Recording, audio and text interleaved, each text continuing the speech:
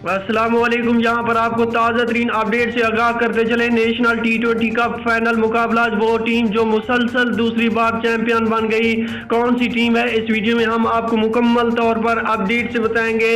इससे पहले कि अगर आप हमारे चैनल पर नए हैं तो हमारे चैनल को सब्सक्राइब कर दें और साथ दिया गया बेल आइकन को भी प्रेस कर दें ताकि हर नई आने वाली वीडियो आप तक बआसानी पहुँचती रहे। जी हाँ, आपको बताते चले, खैबर पख्तूनख्वा की टीम ने फाइनल मैच में सेंट्रल पंजाब को 7 विकेटों से शिकस्त देकर टाइटल अपने नाम कर लिया। खैबर पख्तूनख्वा की टीम ने 149 रन के तबकों में पुरएतमाद आगाज किया और 3 विकेटों के नुकसान पर 17वें ओवर में टारगेट हासिल कर लिया। खैबर पख्तूनख्वा की जानिब से कप्तान इफ्तिखार अहमद सबसे कामयाब बल्लेबाज रहे। इन्होंने 19 गेंदों पर 45 रन की इनिंग्स खेली। इनकी इनिंग्स में 6 चौके और 2 छक्के शामिल थे। दीगर बल्लेबाज में कमरान गुलाम ने 37 रन बनाए। सेंट्रल पंजाब की जानिब से समैन गुल, कासिम अकराम और मोहम्मद फैजान ने एक एक विकेट हासिल की।